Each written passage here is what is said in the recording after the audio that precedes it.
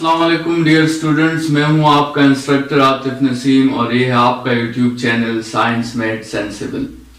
आज के लेक्चर में स्टूडेंट्स हम CIE Cambridge mathematics AS course के प्योर 1 के पेपर का एक चैप्टर स्टार्ट कर रहे हैं। बहुत इंपॉर्टेंट चैप्टर है, दैट इज कॉल्ड फंक्शंस। ठीक है, तो इस चैप्टर में हम जो मोटी मोटी चीजें डिस्कस करेंगे वो मैंने यहाँ पे मेंशन कर लिए हैं।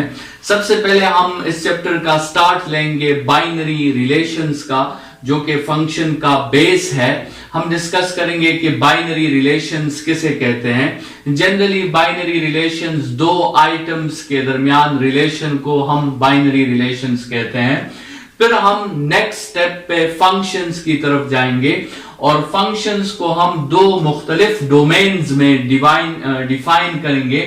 एक बाइनरी रिलेशंस के लिहाज से फंक्शंस किसे कहा जाता है और दूसरा इक्वेशंस के लिहाज से फंक्शंस किसे कहा जाता है। ठीक है, जब ये फंक्शंस हम डिफाइन कर लेंगे तो फिर इसके साथ फंक्शन के साथ कुछ टर्म्स रिलेटेड है, जिस तरह डोमेन ऑफ अ फंक्शन हो गया, रेंज ऑफ अ फंक्शन हो गया। उन टर्म्स को जो फंक्शंस के साथ रिलेटेड है उन टर्म्स को हम डिफाइन करेंगे। फिर हम टाइप्स ऑफ फंक्शंस की तरफ आएंगे। फंक्शन के मुख्तलिफ टाइप्स हैं, कुछ को हम इनटू फंक्शंस कहते हैं, कुछ को हम ऑन टू फंक्शंस कहते हैं और कुछ को हम वन वन फंक्शंस कहते हैं। और एक दूसरी चीज है जो फंक्शन के साथ तो इस तरह रिलेटेड नहीं है, लेकिन उसे भी हम यहां स्टडी करेंगे, that is called one one correspondence. ठीक है, तो इसे भी हम स्टडी करेंगे।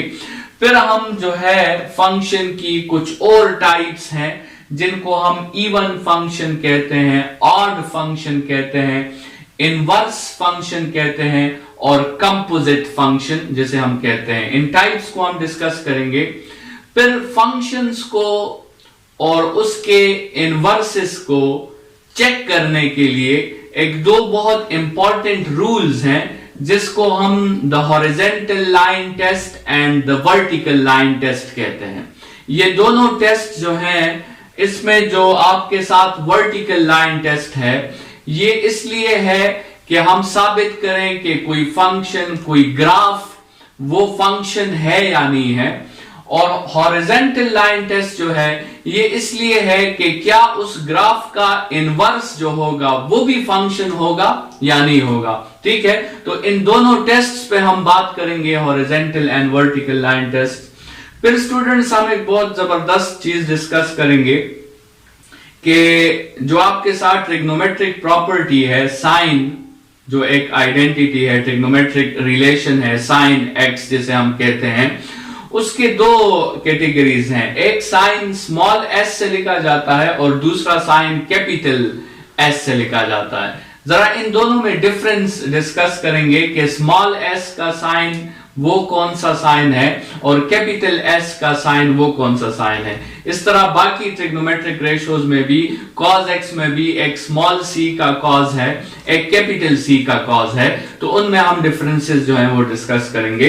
ये कैपिटल अल्फाबेट के साथ जो ट्रिग्नोमेट्रिक रिलेशंस लिखे जाते हैं, इनको फिर हम प्रिंसिपल ट्रिग्नोमेट्रिक इक्वेशंस या रिलेशंस कहते हैं, उस पर बात करेंगे।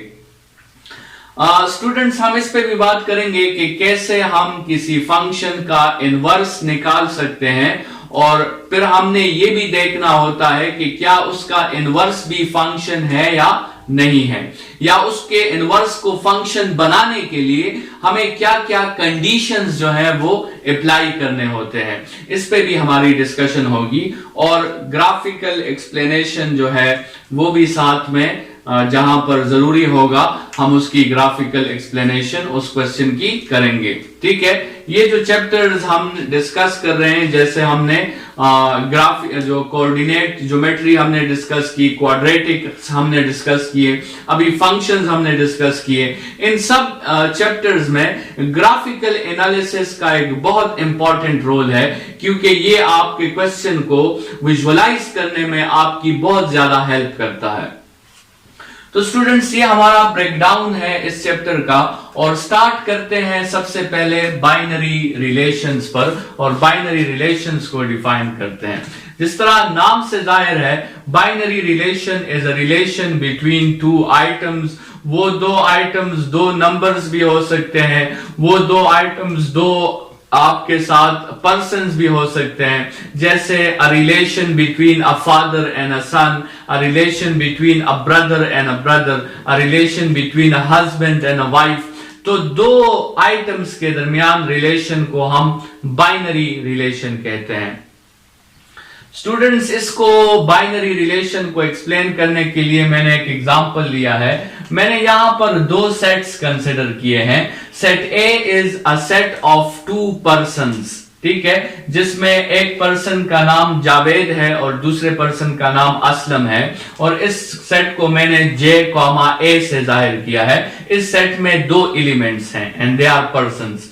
और सेट बी मैंने अ सेट ऑफ फ्रूट्स लिया है, जिसमें दो फ्रूट्स हैं आपके साथ, बनाना और पाइनएप्पल।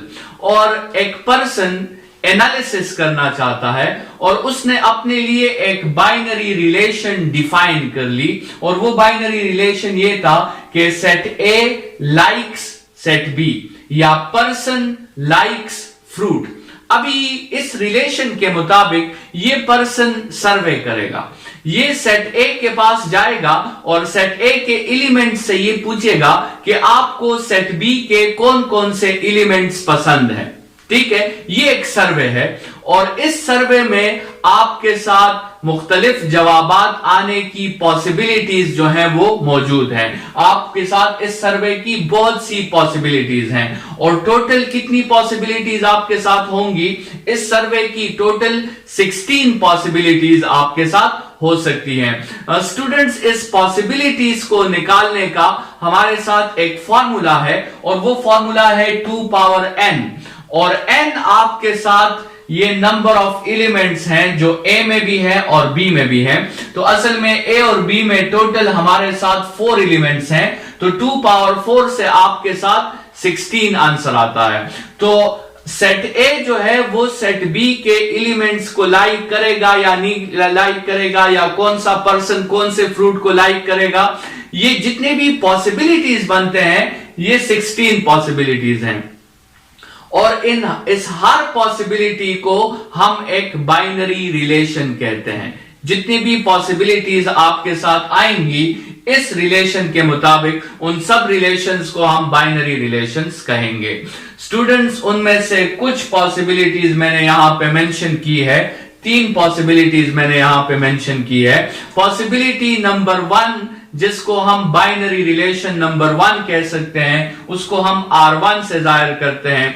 वो पर्सन जाएगा, सेट ए के दोनों एलिमेंट से पूछेगा, और अजीब बात यह होगी कि सेट ए के दोनों एलिमेंट्स को सेट बी का एक भी एलिमेंट पसंद नहीं होगा। मतलब ना तो आपके साथ जावेद को बनाना और पाइनएप्पल पसंद होगा, ना ही असलम को बनाना और पाइनएप्पल पसंद होगा। मतलब आपका यह होगा कि वो बाइनरी रिलेशन एक एम्प्टी सेट होगा, ठीक है, उसमें कोई रिलेशन डिस्कस नहीं हो गई होगी। तो ये आपके साथ फर्स्ट पॉसिबिलिटी है कि सेट ए के किसी भी एलिमेंट को सेट बी का कोई भी एलिमेंट पसंद ना हो, ठीक है। सेकंड पॉसिबिलिटी ये है कि आप जाके पूछें और जावेद कह दें कि मुझे बनाना पसंद है, बाकी किसी को कोई दूसरा फ्रूट पसंद ना हो, तो वो सेकंड पॉसिबिलिटी R2 में आप लिखेंगे जावेद कॉमा बनाना, मतलब जावेद लाइक्स बनाना, ठीक है।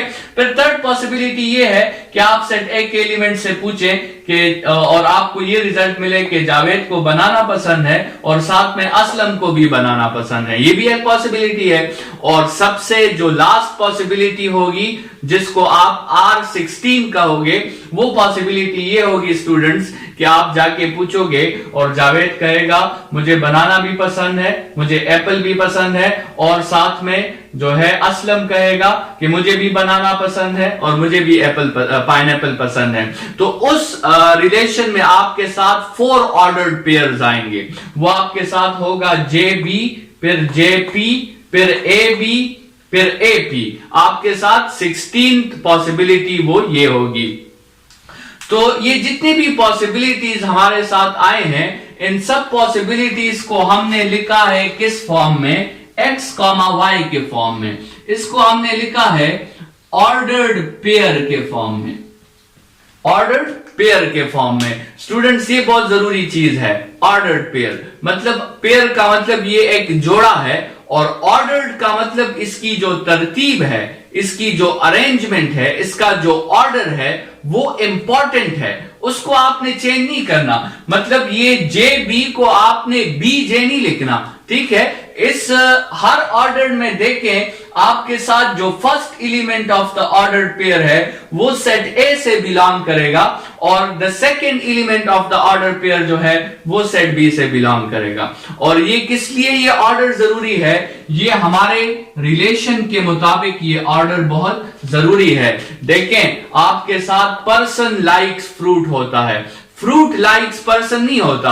तो अगर आपने इस ऑर्डर्ड पेयर को रिप्लेस कर दिया, मतलब यहां पे बनाना को पहले लिख दिया और जावेद को बाद में लिख दिया, तो इस रिलेशन का कोई मीनिंग नहीं निकलेगा। बनाना लाइक्स जावेद कभी भी नहीं होता।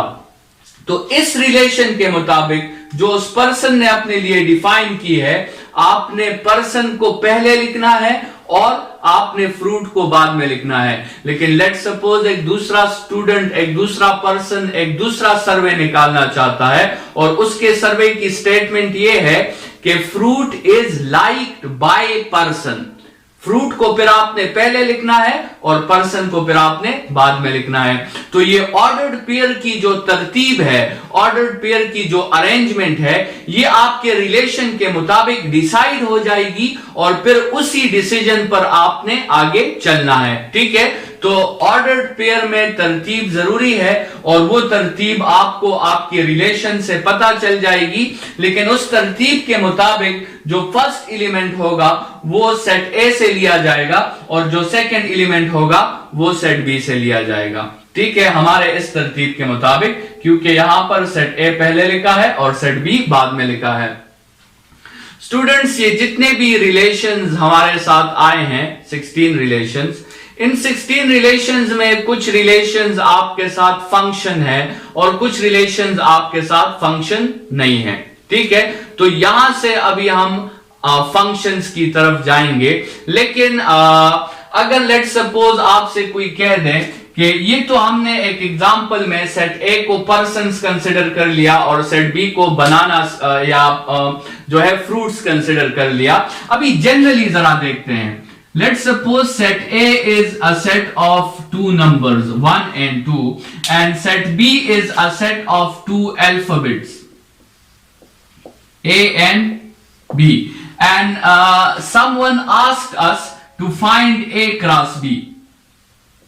इन दोनों सेट्स को आप मल्टीप्लाई करें। स्टूडेंट्स जो आपके साथ जो है नंबर्स की मल्टीप्लिकेशन है, उनके रूल्स अलग हैं, लेकिन जो सेट्स के मल्टीप्लिकेशंस हैं उनके रूल्स आपस में अलग हैं, ठीक है। सेट्स के मल्टीप्लिकेशन को हम कार्टेशियन प्रोडक्ट भी कहते हैं, it is also called Cartesian product, और इनमें मल्टीप्लिकेशन ऑर्डर्ड पेयर के फॉर्म में होती है। मतलब आपने 1 को पहले a के साथ मल्टीप्लाई करना है, फिर आपने 1 को b के साथ मल्टीप्लाई करना है, फिर आपने 2 को a के साथ मल्टीप्लाई करना है, फिर आपने 2 को b के साथ मल्टीप्लाई करना है, और ये आपने अपने लिए a क्रॉस b जो है फाइंड कर लिया। इस a क्रॉस b में जितने भी आपके साथ ये ऑर्डर्ड पेयर्स हैं, इन सब ऑर्डर्ड पेयर्स में आप देख लें तो फर्स्ट एलिमेंट आपके साथ a से लिया गया है और सेकंड एलिमेंट आपके साथ b से लिया गया है। लेकिन अगर आप students b cross a find करते हैं तो b क्रॉस a में फिर आपको a1, a2, b1, b2 ये आपके साथ ऑर्डर्ड पेयर्स आते हैं। उसमें आपके साथ फर्स्ट एलिमेंट फिर b से लिया जाता और सेकंड एलिमेंट जो है वो फिर a से लिया जाता। तो बहरहाल ये आपके साथ दो सेट्स की मल्टीप्लिकेशन का तरीका है। जब आप दो सेट्स को मल्टीप्लाई करोगे तो इस प्रोडक्ट को कार्टेशियन प्रोडक्ट कहते हैं, और इसमें आपने इनको बाइनरी ऑर्डर्ड पेयर्स के फॉर्म में मल्टीप्लाई करना है, जिस बाइनरी ऑर्डर्ड पेयर का फर्स्ट एलिमेंट वो प्रोडक्ट के फर्स्ट सेट से लिया जाएगा और सेकंड एलिमेंट प्रोडक्ट के सेकंड सेट से लिया जाएगा। स्टूडेंट्स कल के लेक्चर में हम एक सिंपल सा लेट सपोज यही एग्जांपल हम ले लेंगे और इस एग्जांपल के 16 पॉसिबिलिटीज हम मेंशन कर लेंगे और फिर उन 16 पॉसिबिलिटीज में हम देखेंगे कि उन पॉसिबिलिटीज में कौन कौन सी पॉसिबिलिटीज को हम फंक्शन का नाम दे सकते हैं। तो नेक्स्ट लेक्चर की तरफ बढ़ते हैं। इस लेक्चर के लिए इतना ही। Thank you students.